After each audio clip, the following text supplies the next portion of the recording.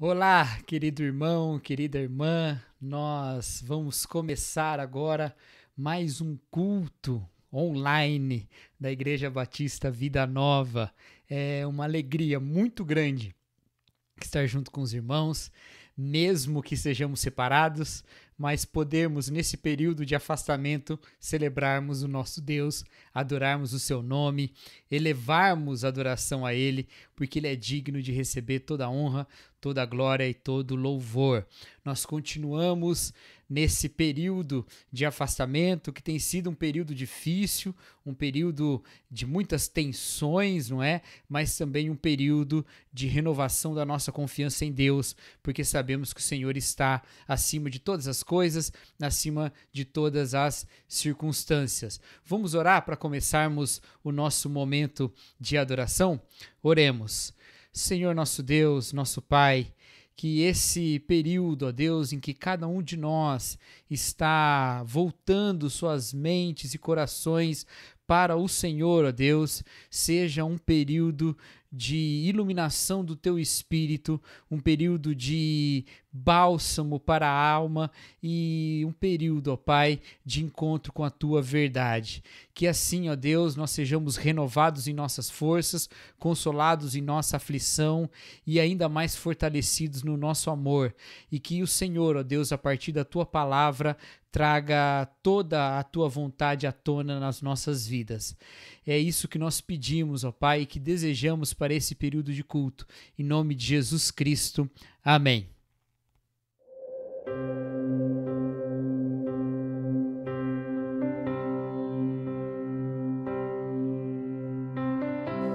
Digno é o Cordeiro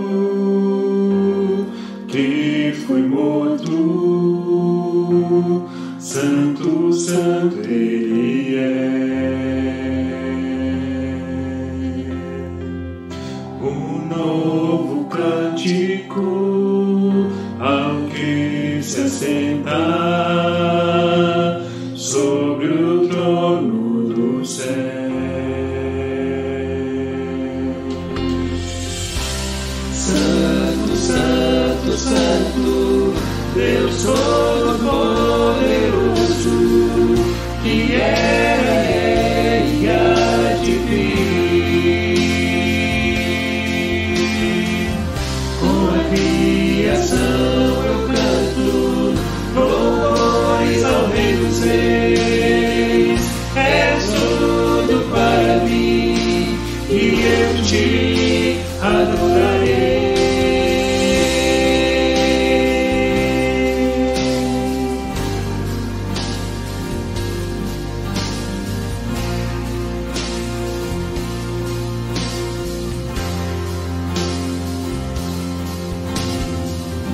Está vestido do arco-íris, sons de trovão, luzes e relâmpagos, louvores, honra e glória, força e poder para sempre, ao único Rei eternamente.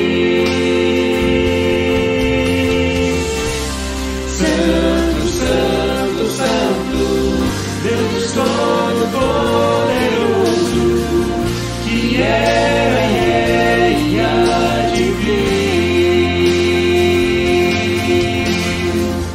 Com a criação eu canto louvores ao Rei dos Reis. És tudo para mim e eu te adorarei. Santo, Deus Todo-Poderoso, que era e há de vir. Com a criação eu canto louvores ao Rei dos Reis. És tudo para mim e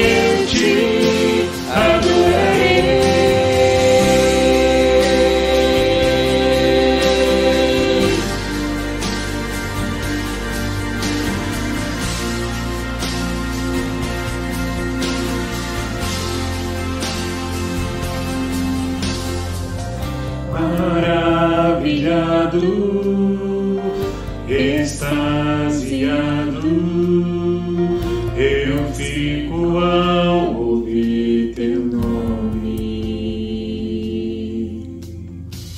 Jesus, teu nome é força, é fôlego de vida, misteriosa água viva.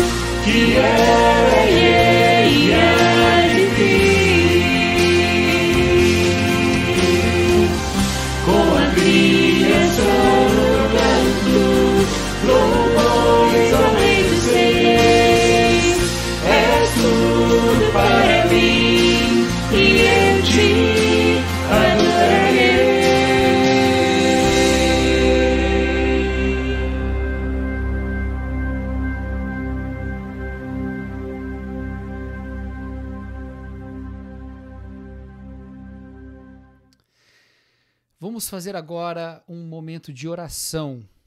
Nós temos orado em todos os nossos cultos, e tanto nestes cultos online aos domingos, como nos nossos encontros de oração às sextas-feiras, como também nos nossos cultos domésticos. Temos colocado diante de Deus a situação da pandemia que nós estamos enfrentando. Com todas as suas consequências, com todas as suas dificuldades, temos pedido ao Senhor que haja no meio do seu povo, que haja no meio dessa nação, mesmo na vida daqueles que não buscam ao Senhor como seu Senhor. Nós clamamos e nós temos entendido, isso já faz um bom tempo em nossa igreja, que parte do que o povo de Deus faz é orar. Orar também pelos que não oram, orar também pelos que não buscam a palavra de Deus, que não buscam a face do Senhor.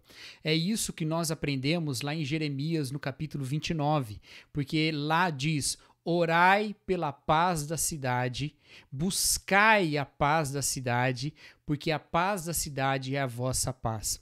A cidade lá de quem Jeremias estava falando, da qual Jeremias estava falando, era a cidade do exílio, era da Babilônia, onde os exilados de Judá estavam. E ele estava dizendo: vocês que vivem em exílio, vocês que estão distantes da sua terra, orem pela paz, pelo bem, pela prosperidade dessa cidade que não busca a Deus. Ore pelo bem de todos. E isso é uma das coisas que nós fazemos, é uma das funções sacerdotais da igreja, de buscar a Deus e orar e elevar a Deus as orações, as súplicas e as angústias daqueles também que não pedem a Deus por essas coisas.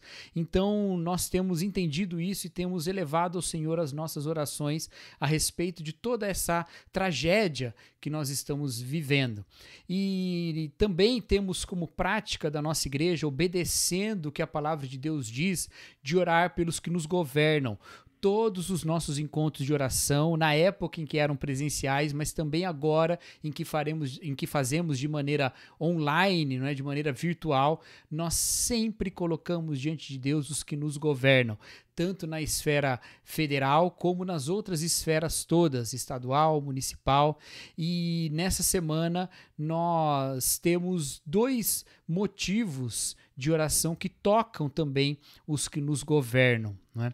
Em primeiro lugar, nós temos a própria saúde do presidente da República, que também foi acometido por essa doença, não é, da Covid-19, também contraiu esse vírus, e nós oramos na sexta-feira pela sua saúde e oraremos de novo em obediência ao que a palavra de Deus diz: orai pelos que vos governam. Mas nós também eu quero trazer também o motivo do que aconteceu em nossa cidade, não é? Na esfera municipal, essa semana, um dos vereadores da nossa Câmara Municipal faleceu por causa também dessa doença da Covid-19. Ainda estão esperando alguma confirmação, mas ao que tudo indica foi isso mesmo. E o senhor Avelino, conhecido como Ponês, o vereador da cidade de Nova Odessa. E nós oramos também na sexta-feira, pedindo que o Senhor traga consolo para a família, e também oraremos dentro do escopo da oração pelas autoridades, mas também da oração pelo bem da cidade em que nós vivemos e do país no qual nós vivemos também, né? Então vamos colocar isso diante de Deus, vamos colocar as nossas orações diante de Deus, e orar pelos governantes é parte do que a igreja faz, porque a igreja entende que o reino é o reino de Deus. Então ela ora para que Deus traga sua justiça e sua paz sobre também os que nos governam, para que eles ajam com sabedoria e com justiça, sabendo que eles também prestam contas diante de Deus. Então nós oramos para que eles tenham sabedoria, para que ajam com justiça, e também anunciamos com essa justiça a partir da palavra de Deus. Vamos orar, queridos, vamos colocar diante de Deus esses nossos pedidos. Senhor, nosso Deus, nosso Pai, que reina sobre todas as coisas, nós louvamos o teu nome, ó Pai, porque pela tua paz, pelo teu poder, pelo teu amor, pela tua misericórdia, pela tua graça, nós sabemos que podemos confiar em ti, sabemos que podemos andar nesse mundo corajosamente, ó Deus.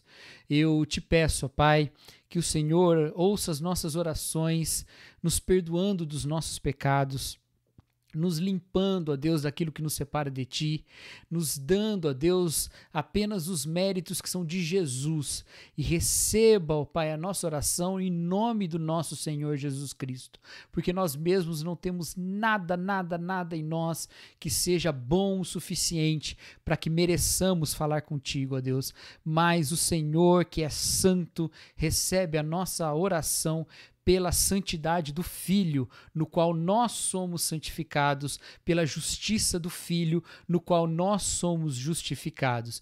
E por isso ousamos, ó Pai, entrar na Tua presença, humildemente, mas confiadamente, de que o Senhor nos dá essa autorização a partir do sacrifício de Jesus que paga os nossos pecados.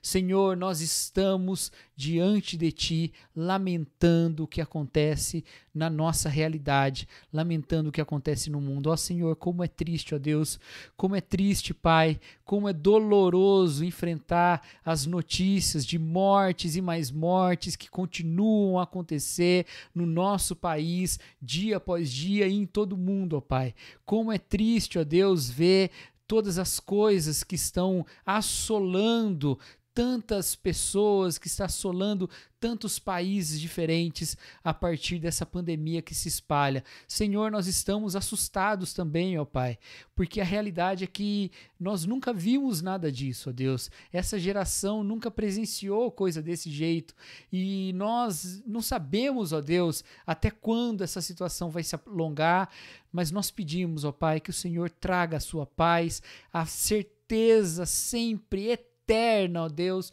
de que o Senhor está sobre todas as circunstâncias, que essa certeza nos traga paz, ó Deus, que essa certeza nos traga confiança, ó Pai. Eu te peço, ó Deus, que o Senhor abençoe os cientistas, ó Pai, que buscam vacinas, que buscam métodos para conter essa pandemia, que o Senhor dê conhecimento, que o Senhor possibilite, ó Pai, que o seu trabalho seja um trabalho eficiente e que o Senhor promova cooperação entre os países, entre os cientistas de tantos lugares do mundo, que nessa cooperação, ó Pai, possamos alcançar conhecimentos importantes para salvar vidas, ó Pai. Eu te peço pelos que estão na linha de frente no combate dessa pandemia, os médicos, os enfermeiros, ó Deus, eu peço que o Senhor os abençoe, peço que o Senhor proteja suas vidas, ó Pai, porque nós sabemos que eles têm sido por todo mundo, ó Deus, vítimas prioritárias dessa doença, mas agem no sacrifício para salvar outras tantas vidas, ó Pai. Eu te peço por aqueles que estão doentes, pelos que estão internados, pelos que estão trabalhando e se expondo a riscos pelo bem dos outros, ó Pai, que estes todos, ó Deus, sejam protegidos pelo Senhor, ó Pai, porque nós conhecemos a palavra que diz que é o Senhor que dá a proteção. Ó Pai, que o Senhor guarde a vida de todos esses, que estes que estão internados, ó Deus, possam se restabelecer e que aqueles, ó Pai, que estão na espera de tratamentos que estão tão escassos, ó Deus, de um leito na UTI, de respiradores, de medicamentos, ó Pai, que o Senhor, ó Deus, alivie as suas dores, fortaleça o seu corpo e que eles possam ter tempo, ó Deus, de aguardar essa liberação, ó Pai. Nós confiamos no Teu nome, ó Deus. Senhor, que o Teu Santo Espírito que convence do pecado, da justiça e do juízo traga, ó Deus, sabedoria à mente dos que nos governam, afastando, ó Deus, todo o impulso pecaminoso e carnal de lucrar com essa situação, de buscar, ó Deus, ganho para si em superfaturamentos, ó Deus, de buscar ganho para si, também ganhos políticos, ó Pai, que sejam, ó Deus, esses que nos governam, soprados com sabedoria que vem do Senhor e que humildemente reconheçam que o poder que tem só tem porque o Senhor concede e que assim, ó Deus, ajam de maneira justa para com todo o povo e especialmente para com os que mais precisam, para com os mais pobres, ó Deus.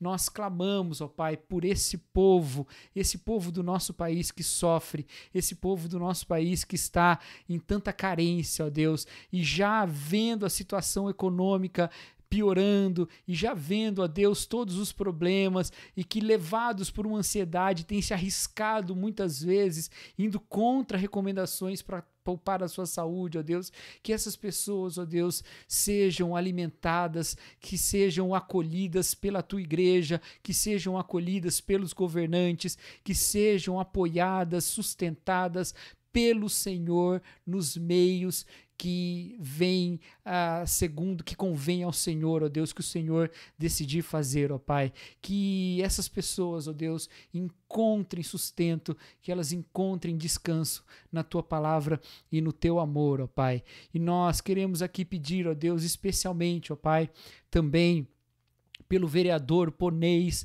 da nossa cidade, ó Deus, que faleceu essa semana. Nós pedimos pela sua família, nós pedimos pelos seus amigos, pelos seus entes queridos que ficam nesse momento de dor, e nós pedimos, ó Pai, que o Senhor, ó Deus, leve do seu consolo e que mesmo na situação de luto eles possam encontrar reflexão que traga acalento para o seu coração, mas traga também sabedoria, como diz a Tua palavra no Eclesiastes, que é melhor estar no luto do que na alegria, porque no luto todo homem contempla o seu fim, e isso nos traz sabedoria, que possam encontrar a Tua sabedoria e o seu descanso, ó Pai, que os Teus servos que são próximos dessa família possam trazer palavras do Senhor para trazer consolo ao seu coração.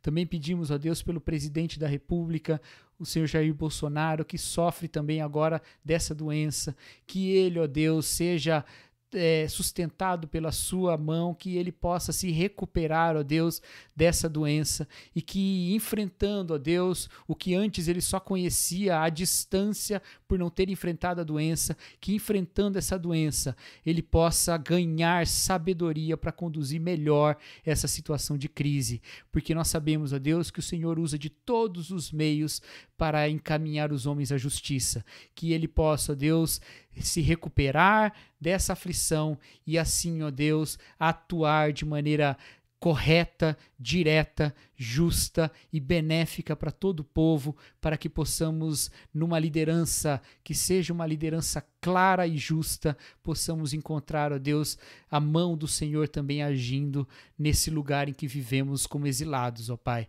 Nós confiamos no Teu nome, ó Pai. Nós confiamos no Senhor e nós pedimos, ó Pai, que o Senhor nos sustente como igreja nesse momento, que os nossos irmãos que têm enfrentado desemprego, ó Pai, possam confiar no Senhor e receber do apoio da sua igreja, que o Senhor, ó Deus, esteja presente em cada lar, trazendo tranquilidade, paz, trazendo o amor do Senhor mesmo, que haja, ó Pai, nos momentos em que nós estamos vivendo em uma realidade tão limitada, ó Pai, que não nos deixemos levar pela ira, que não nos deixemos levar pela dureza do nosso coração, mas que o Senhor mostre caminhos pacíficos de convivência e que esse momento, ó Deus, de afastamento da Tua igreja sirva para que nós voltemos ainda mais sedentos pela comunhão.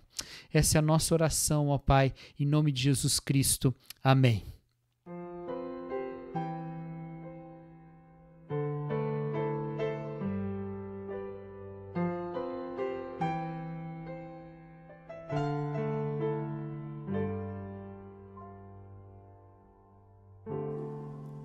Sei que os teus olhos, sempre atentos, permanecem em mim,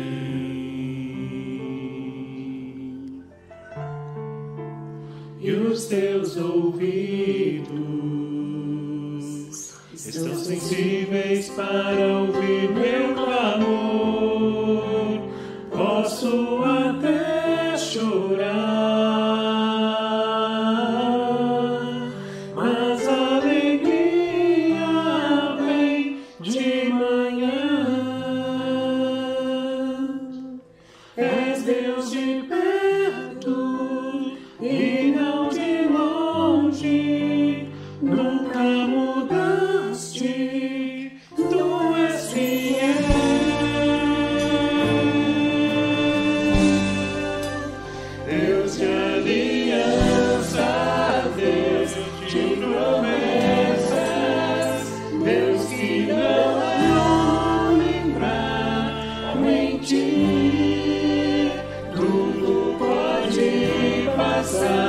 tudo pode mudar, mas sua palavra vai se cumprir. Sei que os teus olhos, sempre atentos, permanecem em mim,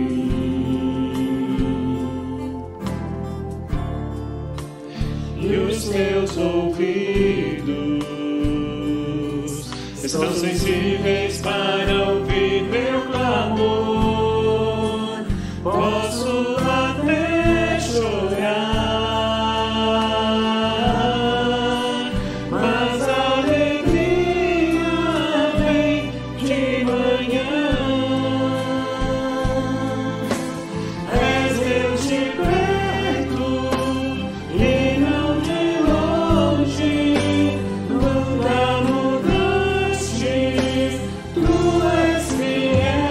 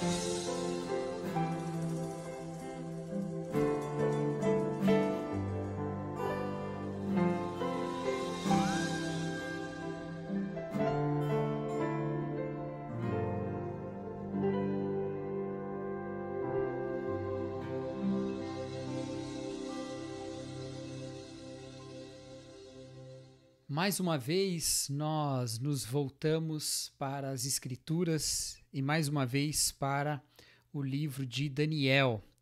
O livro de Daniel é esse livro que nós temos meditado nesse período de cultos online. Então, temos sempre nos voltado para os capítulos do livro de Daniel, pregando essa mensagem, que é uma exposição desse livro todo, que tem sido chamada por nós de O Reino em Exílio. Então, nós estamos falando desse texto nessa perspectiva.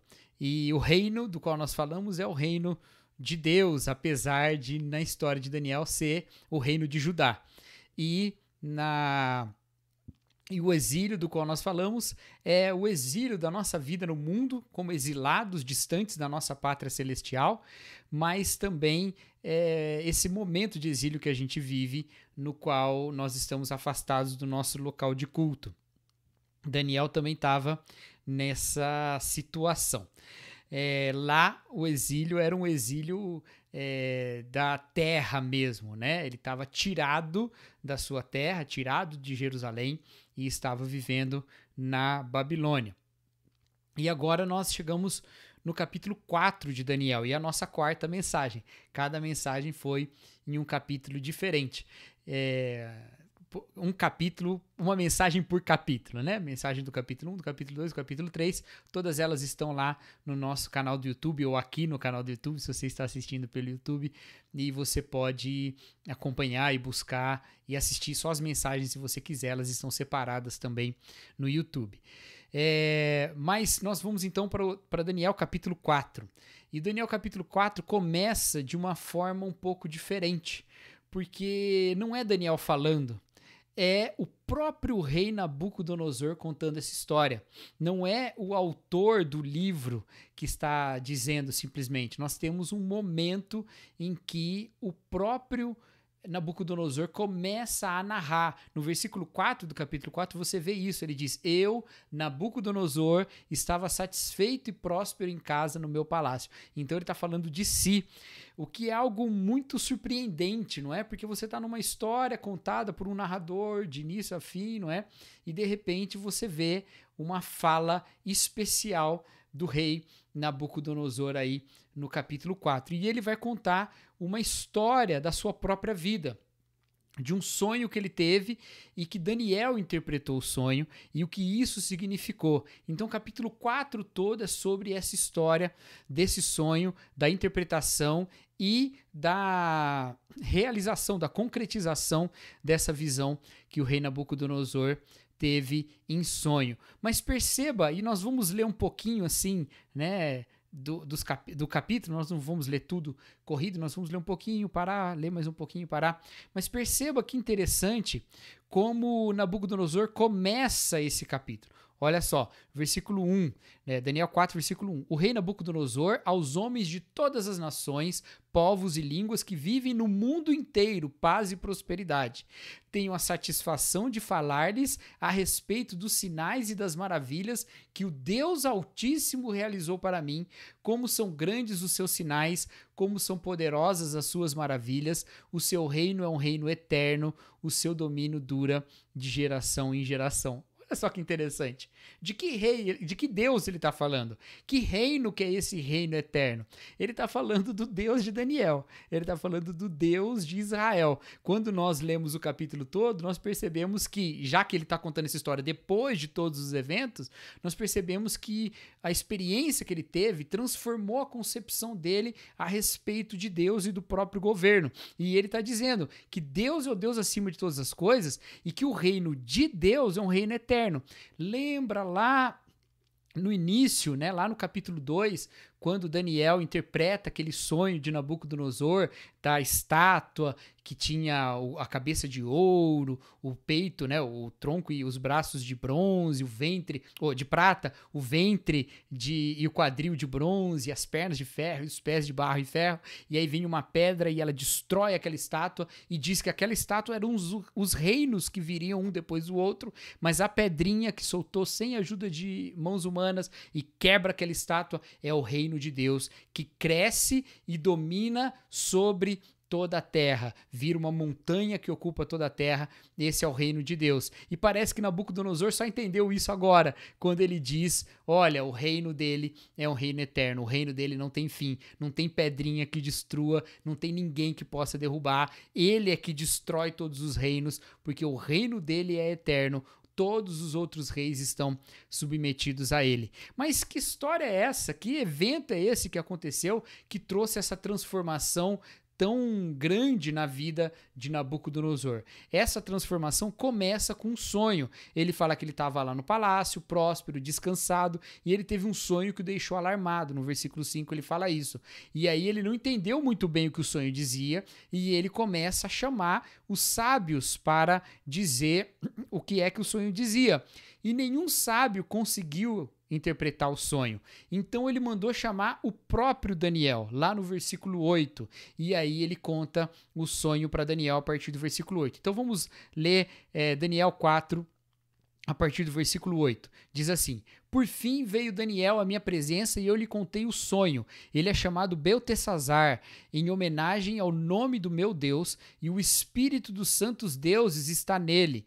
Eu disse: Beltesazar, chefe dos magos, sei que o espírito dos santos deuses está em você e que nenhum mistério é difícil demais para você. Vou contar-lhe o meu sonho, interprete-o para mim. Essas são as visões que tive quando estava deitado na minha cama. Olhei e ali, diante de mim, estava uma árvore muito alta no meio da terra. A árvore cresceu tanto que a sua copa encostou no céu. Era visível até os confins da terra. Tinha belas folhas, muitos frutos e nela havia alimento para todos. Debaixo dela, os animais do campo achavam abrigo e as aves do céu viviam em seus galhos. Todas as criaturas se alimentavam da árvore. Nas visões que tive deitado em minha cama, olhei e vi diante de mim uma sentinela, um anjo que descia do céu. E ele gritou em alta voz: derrubem a árvore e cortem os seus galhos, arranquem as suas folhas e espalhem os seus frutos. Fujam os animais debaixo dela e as aves dos seus galhos, mas deixem o toco e suas raízes presos com ferro e bronze. Fique ele no chão em meio à relva do campo. Ele será molhado com o orvalho do céu e com os animais comerá a grama da terra. A mente humana lhe será tirada e ele será como um animal até que se passem 7 tempos.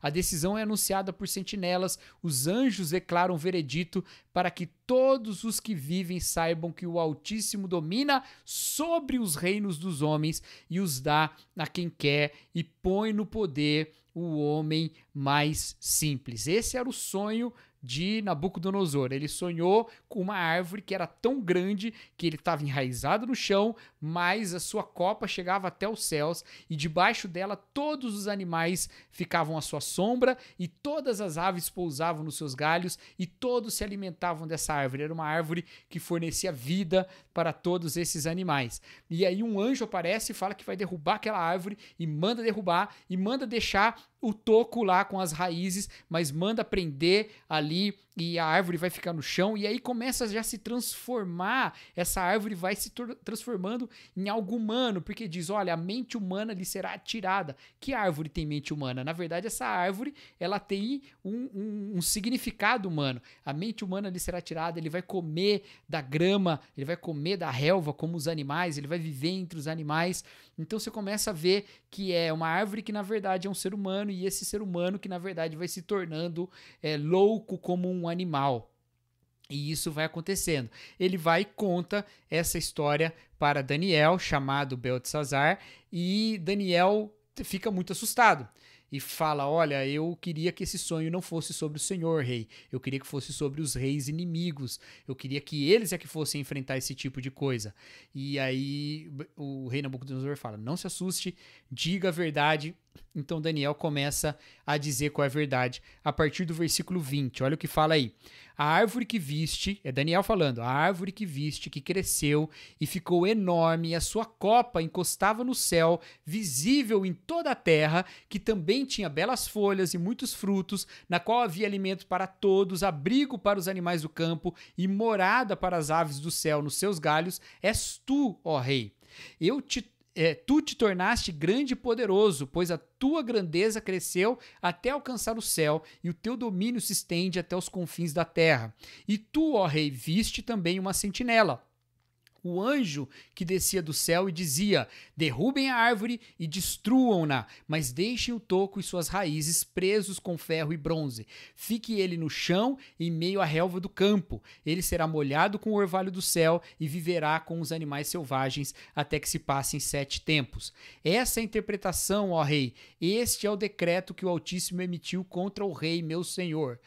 Tu serás expulso do meio dos homens e viverás com os animais selvagens. Comerá capim como os bois e te molharás com o orvalho do céu. Passarão 7 tempos até que admitas que o Altíssimo domina sobre os reinos dos homens e os dá a quem quer. A ordem para deixar o toco da árvore com as raízes significa que o teu reino te será devolvido quando reconheceres que os céus dominam. Portanto, ó rei, aceita o meu conselho, renuncia a teus pecados e a tua maldade, pratique a justiça e tenha compaixão dos necessitados. Talvez então continues a viver em paz. Olha só a interpretação do sonho. Essa árvore era o próprio Nabucodonosor, que reina sobre tantos territórios, está acima de todos os reinos, domina sobre todo mundo, mas Deus lhe tiraria a autoridade real, lhe tiraria o próprio juízo, ele enlouqueceria, comeria da relva junto com os animais, tomaria do orvalho na cabeça, né? Se banharia com o orvalho, ficaria vivendo como um animal mesmo, totalmente louco, sem juízo, expulso do meio dos homens, porque ele precisava entender que quem domina é Deus. Ele estava entendendo que ele dominava sobre todas as coisas, mas quem domina é Deus. É muito interessante essa história, porque ela é uma história de um juízo de Deus sobre um rei que é um rei estrangeiro. A primeira coisa que essa história nos ensina é que Deus tem autoridade sobre os reis. E por que ele tem autoridade sobre os reis? Primeiro, porque ele reina sobre todas as coisas. Ninguém tem o poder que Deus tem. Nenhum rei pode, nenhum governante pode fazer algo que Deus não quer que ele faça ou evitar que Deus faça alguma coisa que ele quer fazer. Nós estamos diante disso. Todos os grandes do mundo, todos os grandes governantes do mundo, os mais poderosos, né? Incluindo aí o presidente da nação mais poderosa de todos, que é os Estados Unidos, né? Todos eles estão desesperados diante de uma situação complicadíssima que é um vírus se espalhando pelo mundo. Ele mostra a fragilidade dos reinos e dos poderes humanos, que não existe exército e bomba atômica que dê conta, que quando as coisas acontecem e Deus as permite acontecerem, elas acontecem e não há rei, não há poder, não há dinheiro, não há ninguém que impeça e não há ninguém que resista a Deus. Há limites nos poderes humanos, há limites no que os seres humanos fazem, e nós estamos vendo isso acontecendo agora, e Nabucodonosor está vendo isso. Então, a primeira coisa, o poder dos reis é limitado porque Deus reina. E ele reina porque ele é que pode fazer todas as coisas. Mas tem mais uma evidência de que Deus é que dá o poder para os reis, que Deus é que está acima dos reis, que é justamente o fato de que não existe nenhuma autoridade no mundo que não seja autoridade porque Deus permitiu que ela fosse. É isso que a Escritura diz lá no Novo Testamento, não é, que fala lá em Romanos capítulo 13, que não existe autoridade que não seja dada por Deus. Jesus Cristo, falando a Pilatos, fala que ele não seria quem ele é se não fosse dado do alto o que ele era como governador daquela província romana. Então, os que estão no poder estão porque Deus permite que estejam, porque Deus é que é o rei sobre todas as coisas. As pessoas podem parecer os maiores governantes, os mais sábios, ou os mais loucos, ou os mais poderosos, ou os mais belicosos, ou os mais bem-sucedidos em batalha. Todos eles morrem, todos esses poderes acabam, todos os reinos são sucedidos por outros reinos, mas o reino de Deus é eterno, ele continua para sempre, e Deus está sobre todos esses reis. Isso é a primeira lição que a gente tira disso aqui. Deus reina e os reinos da terra não podem de maneira nenhuma se comparar com quem Deus é ou com o que Deus faz. Mas tem mais alguns detalhes interessantes nesse texto aqui. Primeiro, que nós vimos no desenrolar da história do livro de Daniel, como Nabucodonosor tem alguns encontros com a realidade de Deus. Ele primeiro fica admirado como Daniel interpreta o sonho que ele teve lá no capítulo 2. E quando ele fica admirado com isso, ele coloca Daniel na posição de administrador da província da Babilônia e coloca também os seus amigos em posições de destaque dentro do governo imperial. No capítulo 3, ele fica impressionado ao ver que os amigos de Daniel foram jogados na fornalha e não morreram. E mais, tinha alguém lá com eles, não é? O próprio Senhor estava lá com eles e eles não morreram diante de uma fornalha aquecida 7 vezes mais. Ele vê essas coisas e ele diz, e ele proclama palavras que são palavras reconhecidas a realidade de Deus, dizendo que ninguém pode zombar do Deus de Daniel, que ninguém pode ir contra o culto que se faz a ele. Então ele reconhece a autoridade de Deus em alguns momentos. Mesmo assim, isso não impede que ele se pense maior do que Deus nesse capítulo 4. Tanto que o Senhor traz a ele essa demonstração. Você vai entender que eu é que coloco os reis e tiro os reis, e eu coloco o homem mais simples para reinar se eu quiser. E isso vai acontecer com você. E é o que acontece. Deus está sobre todos os reinos e os reis sempre têm essa tentação de serem como Deus. Mas como isso se apresenta? Isso se apresenta, obviamente, como a gente já viu outras vezes na história da humanidade, com a megalomania do poder político, quando governantes pensam se ser Deus mesmo, não é? Quando governantes promovem cultos à sua própria imagem. Isso acontecia no Império Romano, mas aconteceu muito mais recentemente, quando a gente olha, por exemplo, o que aconteceu na Alemanha nazista, em que havia um culto cívico ao Führer, né, ao Adolf Hitler. Havia um culto cívico a ele, havia toda uma expressão de religiosidade a ele, e essa é uma característica dos totalitarismos, né? Os totalitarismos, eles são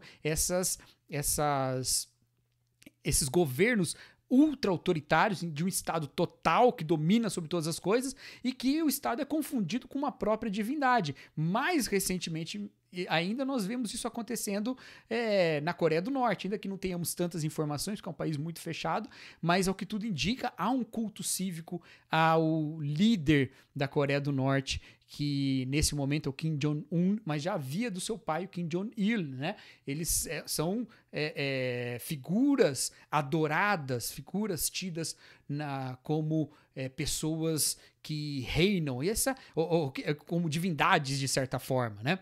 E isso é uma característica de quem se pensa acima do poder de Deus, alguém que acha que o seu reino é um reino que está acima de qualquer outro poder, que ele é, pelo menos para uma parcela da humanidade, ele é uma divindade, ele é um poder inquestionável, um poder absoluto. Isso é uma das maneiras que acontece. Mas veja que com Nabucodonosor, isso se mostrava de uma outra forma, porque Nabucodonosor, ele promoveu um culto pagão. No capítulo anterior, ele promoveu um culto pagão. Não só promoveu um culto pagão, como ele perseguiu os servos de Deus e jogou os servos de Deus na fornalha. E nesse momento, então, Deus ficou muito irado com ele e falou: eu vou trazer juízo sobre a sua cabeça? Não. Deus não falou nada para Nabucodonosor. Deus salvou a vida dos 3 amigos de Daniel e só, né? E aí o rei não obrigou mais que eles adorassem a estátua que ele tinha feito. Mas Deus não derramou juízo sobre a cabeça dele no capítulo 3. No capítulo 2, a gente vê ele tratando os magos de maneira muito má e ele buscando sabedorias de outras religiões e ele dizendo que ia matar todos. E aí Daniel intervém e aí conta a história lá do sonho que ele queria saber. Mas mesmo assim, com essa maldade de Nabucodonosor, Deus não agiu ali com juízo. Deus não trouxe sobre ele um juízo terrível naquele momento. Por que é que Deus, nesse momento, age com esse juízo sobre Nabucodonosor? A gente vê que essa profecia do sonho acontece um pouco tempo depois, não é? Diz lá o texto no versículo 28. Tudo isso aconteceu com o rei Nabucodonosor. 12 meses depois, o rei estava andando no terraço do Palácio Real da Babilônia e disse: acaso não é essa a grande Babilônia que eu construí como capital do meu reino, com o meu enorme poder e para a glória da minha majestade? Olha aí, se colocando no lugar de Deus, é para minha glória. E aí diz o versículo 31, as palavras ainda estavam nos seus lábios quando veio do céu uma voz que disse, é isto que está decretado a você, rei Nabucodonosor, sua autoridade real lhe foi tirada, você será expulso do meio dos homens, viverá com os animais selvagens e comerá capim com os bois. E aí vem toda a sentença divina e Nabucodonosor sofre tudo isso, enfrenta tudo isso. Mas ele era orgulhoso, ele já tinha se visto como o maior de todos, mesmo Daniel já tinha dito que ele era um grande rei, ele era o maior, quando ele fala lá da estátua, fala, olha, essa estátua tem uma cabeça de ouro porque é você é maior que os outros reinos, mas virá um reino maior que você, que é o reino de Deus. E qual foi a questão aqui? Por que é que só agora Deus se volta contra Nabucodonosor dessa maneira?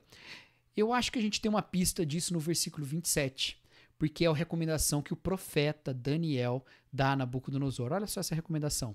Portanto, ó rei, aceita o meu conselho, renuncia a teus pecados e a tua maldade, pratique a justiça e tenha compaixão dos necessitados.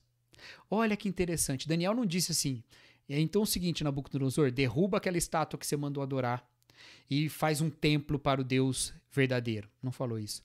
Não falou, olha, Nabucodonosor, volta o povo todo de Deus para a terra dele. Não falou isso. O que ele falou? Para que ele se arrependa do mal dele, como? Praticando a justiça e tendo compaixão dos necessitados. Praticando a justiça e tendo compaixão dos necessitados. Deus não exigia desse rei pagão que ele começasse a buscar um culto a Deus mesmo. No próximo capítulo nós temos uma história sobre isso também, e aí a gente vai falar mais com outro rei, o rei Belsazar. Mas nesse momento, Deus não se volta contra Nabucodonosor porque ele adora outros deuses. Deus não se volta contra Nabucodonosor porque ele tem como escravos o povo de Deus. Deus não se volta contra Nabucodonosor nem porque o templo está destruído e nem recomenda que ele volte e reconstrua o templo de Deus. O que vem de recomendação do profeta de Deus, a palavra profética para Nabucodonosor faça justiça e tenha compaixão dos pobres. Faça justiça e tenha compaixão dos pobres. O profeta de Deus chega diante de um rei ímpio e não recomenda faça da nossa religião a religião oficial do império. Ele recomenda seja justo e cuide dos pobres. Seja justo e cuide dos necessitados. Olha só que interessante. Hoje nós pensamos muito em ideologias políticas e nós pensamos muito em qual é a melhor ideologia política e nós olhamos para a igreja e pensamos nessa disputa e no Brasil a igreja se torna um grupo muito importante dentro da política representativa porque são muitas pessoas evangélicas no Brasil hoje, então elas representam um grande número eleitoral e nós olhamos e falamos, tá bom, então a nossa participação política é defendendo o quê? Qual é a ideologia que a gente defende? Quais são as coisas segundo as quais nós votamos e nos portamos politicamente no mundo?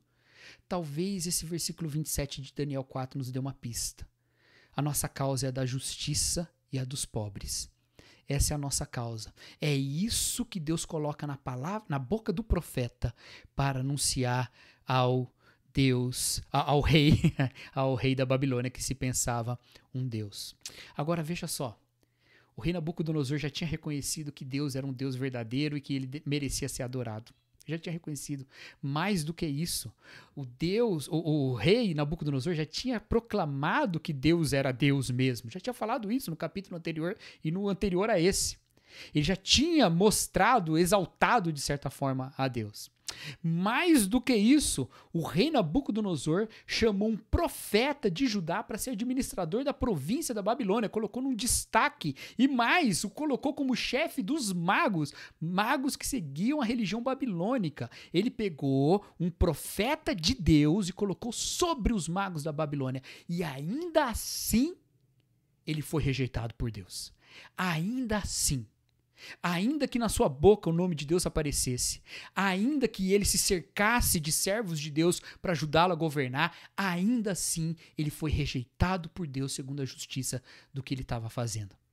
Eu acho muito importante a gente pensar nisso, porque todo período eleitoral os candidatos entram nas igrejas e proclamam com seus lábios que servem a Deus. Eu me lembro de alguns anos atrás, quando teve uma eleição, a candidata Dilma, na época, que já era presidente também, porque era candidatura à reeleição, foi num congresso de uma grande denominação do Brasil, subiu no palanque lá, subiu no púlpito e falou assim: o Estado é laico, mas feliz é a nação cujo Deus é o Senhor. E aquela plateia de evangélicos aplaudiu e urrou, e aqueles pastores que estavam lá sentados celebraram que aquela mulher estava falando que Deus é o Senhor e que, de certa forma, dizendo que através do governo dela, Deus reinaria. Fôssemos fiéis como Daniel é, nós não bateríamos palma para isso. Primeiro porque esse texto está fora de contexto. Ele não está falando sobre eleições no século XXI. Mas não bateríamos palma para isso porque não é isso que a gente espera de um governante. Nós perguntaríamos: ok, eu sei que feliz é a nação cujo Deus é o Senhor, mas e os pobres? O que você vai fazer pelos pobres? Mesma coisa aconteceu nas últimas eleições presidenciais. O presidente, que na época era candidato, esteve, assim como outros tantos candidatos, ele não foi o único, mas o presidente esteve em encontros denominacionais, em igrejas, em púlpitos, falando como se a sua eleição fosse Deus reinando. E ninguém perguntou para ele: e os pobres? Ninguém perguntou para ele. Cercou-se de profetas do Senhor para que fizessem, o ajudassem a governar, e a princípio não tem problema, mas isso não garante que é um reino justo, não garante que é um governo justo, não garante. Como igreja, a palavra profética está na nossa boca e nós cobramos de todos os governantes: e os pobres, e a justiça, arrependa-se da sua maldade, busque o bem, busque a vida. Sabe por quê? Porque essa é a vontade de Deus, porque é assim que Deus reina. Nós, no nosso encontro de oração dessa semana, meditamos no Salmo 72. E o Salmo 72 é um salmo real e que fala sobre um rei. E fala sobre um rei de maneira muito ideal, inclusive. Falando naquele momento, provavelmente, sobre o rei Salomão, mas apontando para uma monarquia do Messias que viria.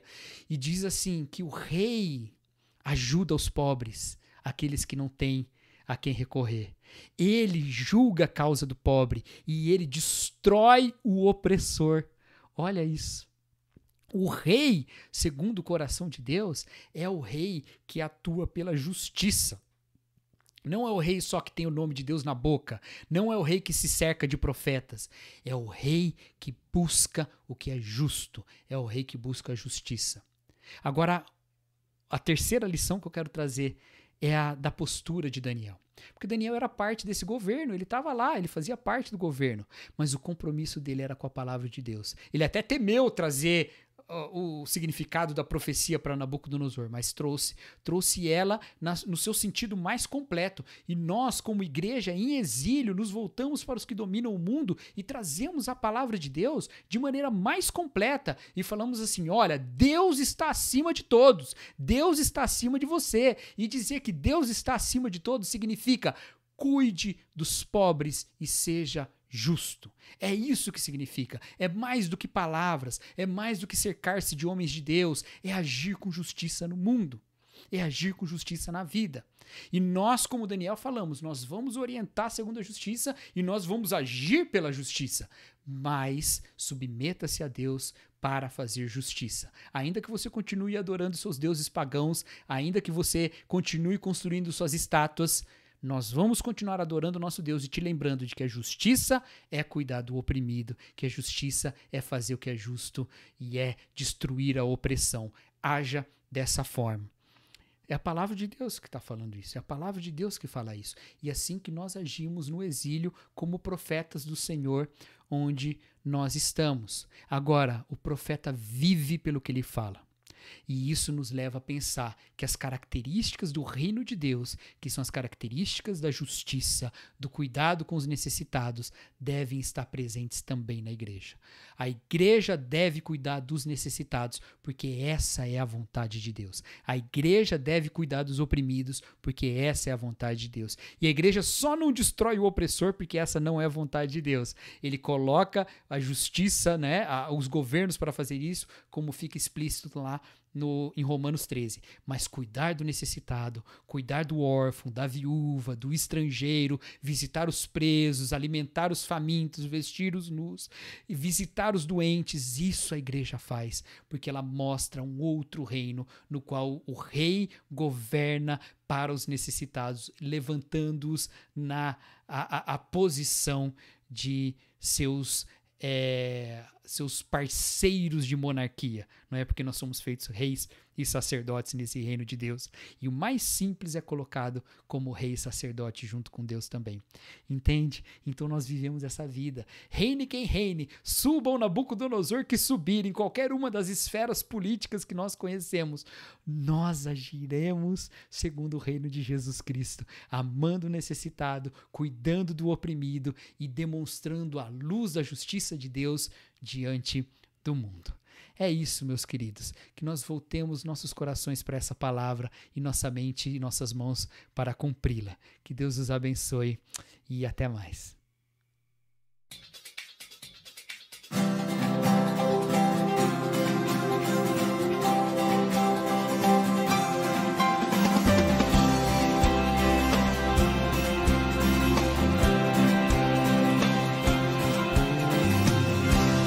Sejam cheios nossos lares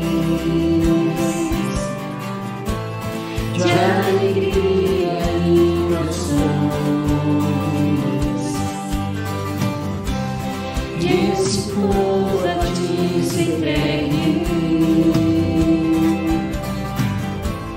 em clamor e adoração. Para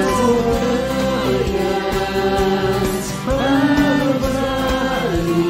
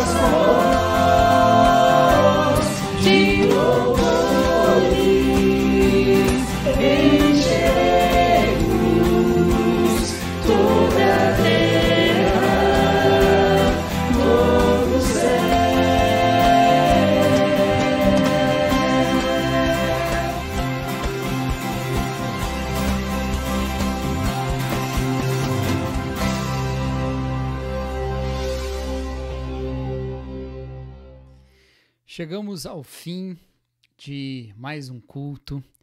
Que Deus abençoe, que tenha sido um momento de louvor genuíno ao nosso Deus, de depositar as nossas angústias aos pés dele, de nos preocuparmos com a sua palavra, ao invés de nos preocuparmos com as circunstâncias da vida, e que assim estejamos mais também seguros, corajosos, animados para enfrentar as preocupações da vida agora, não é? Que a bênção do Senhor esteja sobre nós. Vamos orar clamando essa bênção final? Senhor nosso Deus, nós louvamos o Teu nome continuamente. Continuamos louvando mesmo em meio ao sofrimento. Reconhecemos que o Senhor é o Rei e é o nosso Senhor. E nós pedimos, ó Deus, que a Tua bênção esteja sobre nós. Que a graça de Jesus Cristo com cada um de nós, ó Pai, o Teu amor, o amor do Pai com todos nós. E a comunhão e a consolação do Espírito, mesmo que distantes, nos unindo, ó Pai, dentro da mesma unção. E que isso seja realidade para toda a sua igreja, mas seja realidade também para todos os que buscam o Seu nome, que creem no Evangelho e amam ao Senhor Jesus Cristo com amor sincero, em toda a terra, em todo o tempo, para todo sempre. Amém.